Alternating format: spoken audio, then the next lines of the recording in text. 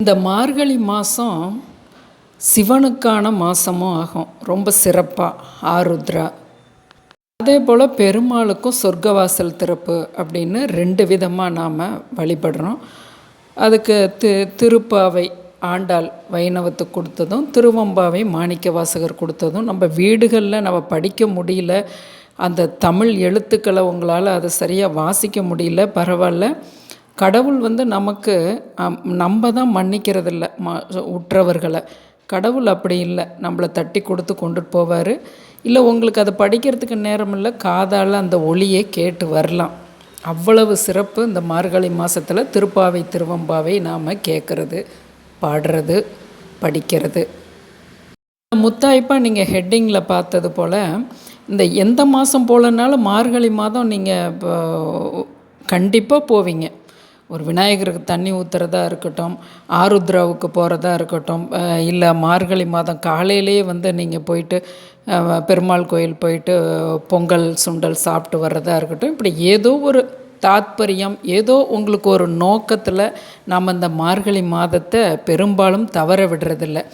இப்போ சொல்லும்போது இது முத்தாய்ப்பாக இருக்குங்கிறதுக்காக இந்த விஷயத்தை நாம் பகிர்ந்துக்கிறோம். என்னென்னா, கோயிலுக்கு நீங்கள் ஃபஸ்ட்டு போனோன்னே கோபுரத்தை பார்த்து நீங்கள் நல்லா அந்த மேலே கலசம் கோபுரம் கீழேருந்து மேலே வரையிலும் நீங்கள் பார்த்துட்டு அதை முதல்ல மரியாதை பண்ணணும். அதை முதல்ல மனசுக்குள்ளே நிறுத்திடுறோம், கும்பிடு போட்டுடுறோம். அப்புறமா உள்ளே போகிறோம். உள்ளே போனோன்னே பலிபீடம் அப்படிங்கிறது முன்னாடியே இருக்கும். அதுக்கும் கொஞ்சம் அப்படி ஒரு அடிக்குள்ளேயே கொடிமரம் இருக்கும். இப்போ சிவன் கோயிலாக இருந்தால் அந்த கொடிமரத்துக்கு முன்னாடி நந்தி இருப்பார். பெருமாள் கோயிலாக இருந்தால் அந்த கொடிமரத்துக்கும் முன்னாடி சக்கரத்தாழ்வார் இருப்பாங்க. இப்போ நம்ம என்ன பண்ணுறோம், நேராக ஸ்ட்ரைட்டாக போய் நம்ம விநாயகரை கும்பிடுறோம் பெரும்பாலும். அப்படி இல்லை, இந்த பலிபீடத்தை நம்ம எப்பயுமே தொடக்கூடாது. மற்றவங்க மேலே நமக்கு இருக்க கோபம், பகை, குரோதம் இதெல்லாம் பலிபீடத்தில் விட்டுட்டு நாம் நகரணும். அந்த பலிபீடத்துக்கும் கொஞ்சம் அப்படி நகர்ந்து அந்த கொடிமரத்துக்கு முன்னாடி நின்று கையில் பைக்கு பேகு இதெல்லாம் வச்சுருந்தீங்கன்னா அப்படி கீழே உங்களுக்கு காலுக்கு கீழே வச்சுட்டு நல்லா கையெடுத்து கும்பிட்டு என்னென்ன பிரார்த்தனைகள் உங்கள் மனசில் இருக்குது அவ்வளவும் கண்களை மூடி அந்த கொடிமரத்துக்கிட்ட சொல்லும்போது, இது டவர் போல். இப்போ சேட்டிலைட்டில் எதேதோ இப்போ நமக்கு செய்திகள் டிவியில் அப்படி தான் சேட்டிலைட் மூலியமாக வருது. அதுபோல தான் இந்த கொடிமரத்துக்கிட்ட நின்று உங்களோட தேவைகளை நீங்கள் சொல்லும்போது அது அப்படியே நேராக பகவான்கிட்ட போகும், கருவறைக்குள்ளே போகும். அப்படி ட்ரான்ஸ்ஃபர் பண்ணுறது கொடிமரம். அவ்வளவு சக்தி வாய்ந்தது இந்த கொடிமரம். எவ்வளவு நேரம் வேணாலும் நில்லுங்க, இல்லை உட்காந்தே நீங்கள் கண்களை மூடி அந்த கொடிமரத்துக்கிட்ட சொல்லுங்கள். இப்போ உங்களோட பிரச்சனைகளையும் சொல்கிறீங்க. ஏன் இவங்க என்னை இப்படி புரிஞ்சிக்கல, ஏன் இவங்க இப்படி சொன்னாங்க, திட்டினாங்க, கொலீக்ஸு, நெய்பரு, உறவுக்காரங்க, இப்படி உங்களுக்கு அந்த இடத்துல ஒரு நெகட்டிவ் தாட்ஸும் வருதா, அதை அடக்க வேண்டாம். அதுதான் அந்த இடத்துல கீழே அப்படியே ட்ரான்ஸ்ஃபர் பலிபீடத்துக்கு அது பண்ணிடும். அப்போ உங்களோட குறைகள் எல்லாம் பலிபீடம் ஏற்றுக்கும். அதனால தான் பலிபீடத்தை நம்ம தொட்டு நெகட்டிவ் வேவ்ஸ் எல்லாமே அது உள்வாங்கிக்கும். அப்போ அதனால தான் நம்ம அதை தொட்டு கும்பிடுறதில்ல, கண்களால் பார்த்து அந்த பலிபீடத்தை ஒரு கும்பிடு போடுறது. இப்போ இந்த கொடிமரத்துக்கிட்ட நீங்கள் என்னென்ன தேவை எல்லாம் சொல்லிட்டீங்க.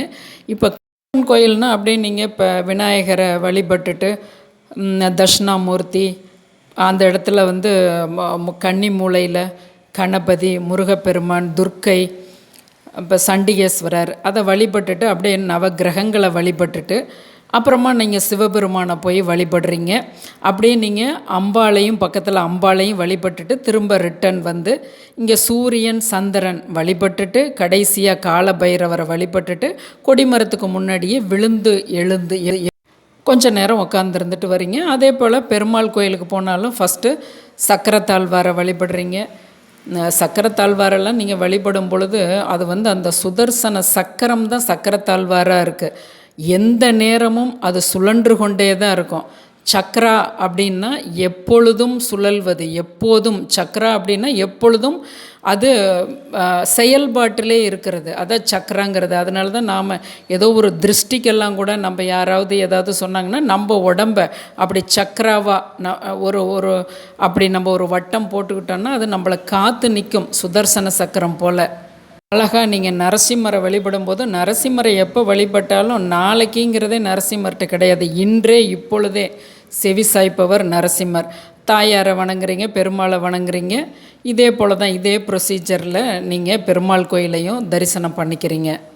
கோயில்களுக்குள்ளே போகும்போது மனிதர்களுக்கு மனிதர் கையெடுத்து கும்பிடக்கூடாது. உள்ளே போய் நம்ம மொபைலை எடுத்து பேசக்கூடாது. வீட்டு விஷயங்களை அங்கே ரொம்ப கஷ்டப்படக்கூடாது. ஏன்னா நம்ம தான் கொடிமரத்துக்கிட்ட எல்லாமே எடுத்து வச்சிட்டோம். ஃபோன் வந்ததுன்னா, முக்கியமான ஃபோன் வந்தால் கோயிலில் இருக்கேன் பேசுகிறேன் அப்படின்னு சொல்லுங்கள். எமர்ஜென்சி விஷயங்கள் எல்லாமே விதிவிலக்கானது, அது ஒன்றும் பிரச்சனை கிடையாது. அப்புறம் நாம் அதெல்லாம் பண்ணுறதில்ல. ஆனாலும் எனக்கு ஒரு ஆசைங்க, எனக்கு இப்படிங்க அப்படிங்க அப்படின்னு நம்ம துணைக்குள்ளே குழந்தைகளுக்குள்ளே பேசுகிறது கூட அதெல்லாம் வீட்டில் போயே வச்சுக்கலாம். இங்கே வந்தாக்க கடவுளர்களோட நாமத்தை மட்டுமே நம்ம அப்படியே மௌனமாக அதை நீங்கள் செய்து பாருங்கள். அதுவும் தியானமும் ஒன்று தான். நீங்கள் அப்போ ரொம்ப உங்களோட மனம் ரொம்ப ரிலாக்ஸ் ஆகும். இது நம்ம அந்த கோயிலில் வச்சு பேசுவோம் அப்படின்னு சொல்லிட்டு அங்கே நம்ம கதை பேசுகிறது அதெல்லாம் இல்லை. ஒவ்வொரு விஷயத்துக்கும் இப்போ ஒரு கல்யாணம்னு போனால் அங்கே போனால் ஒரு மங்களமான இது, கண்டலன்ஸுன்னு போனால் அங்கே இறந்தவரை பற்றின பாசிட்டிவ் விஷயங்களை நாம் நினைவு கூர்றது. இது போல தான் நமக்கும் ஒரு நாள் இருக்குது, அதுக்குள்ளே நம்ம ஏன் இந்த ஆட்டம் போடுறோம் அப்படின்னு நமக்கான லெசனை தான் கண்டலன்ஸ் வீட்டில் நாம் தெரிஞ்சுக்கிறது. இப்படி ஒவ்வொரு இடங்களுமே ஒவ்வொரு நம்மளோட செயல்பாட்டுக்காக அது வச்சிருக்கிறது, கர்மா அப்படி கொண்டு வருது. அதுபோல் கோயில் அப்படின்னாவே அங்கே நாமத்தை மட்டுமே உச்சரிக்கிறது, நம்மளோட கவலைகளை விடுறது, நம்மளோட தேவைகளை கொடிமரத்துக்கிட்ட கேட்குறது, கண்குளிர கடவுளர்களை பார்க்கறது. அப்படி நீங்கள் பண்ணிவிட்டு 5 நிமிஷமோ 10 நிமிஷமோ அரை மணி நேரமோ அப்படி நீங்கள் பண்ணிவிட்டு பாருங்கள்.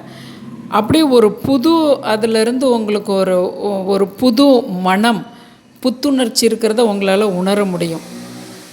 இது மாதிரி ஒரு சிலர் கோயிலுக்கு போகும்போது தலை குளித்தா மட்டும்தான், வீடு வலிச்சு விட்டால் மட்டும்தான் கோயிலுக்கு போகணுன்னு சிலர் அவ்வளவு ஒரு கட்டுப்பாடாக இருப்பீங்க. ஒரு சிலருக்கு அந்த ஆசை இருக்கும், ஆனால் சைனஸ் பிரச்சனை இருக்கும், ஏதாவது ஒரு உடல் தொந்தரவு இருக்கும், நம்ம போகக்கூடாதா அப்படின்னா அப்படி இல்லை. இறை சக்திக்கு முன்னாடி நம்மளோட கலாச்சாரத்தில் கோயிலுங்கிறது கண்டிப்பாக அந்த தாத்பரியம் நோக்கத்தில் தான் போகணும். அதாவது ஆண் பெண் இணைவு இருந்துட்டு போகக்கூடாது, இறைச்சி சாப்பிட்டுட்டு போகக்கூடாது. இதெல்லாம் ஒரு சில நோக்கங்களை நாம் வழிவகுக்கும்போது அதே பாருங்களேன், அது தள்ளி போகும். உங்களுக்கு அதனால் ஒரு ஒபிசிட்டி வராது, உடல் நல குறைவு வராது. எல்லாமே நம்மளோட இந்த கலாச்சாரம், இந்திய பண்பாடு மனிதர்களும் ஆன்மீகமும் கலந்து அதை எப்படியெல்லாம் செய்தால் அது நல்லா இருக்குங்கிற வகையை வகுத்து தந்திருக்குது. இப்படி ஒரு சில விஷயங்களில் நாம் கட்டுப்பாடாக, அது நமக்கான நன்மைக்காக தான் இந்த கலாச்சாரம் அப்படி கொடுத்துருக்கு, நம்ம கலாச்சாரங்கிறத உணர்ந்து நாம் அது போல் நடந்துக்கணும். ஓம் நம சிவாய. ஓம் நமோ நாராயணாய.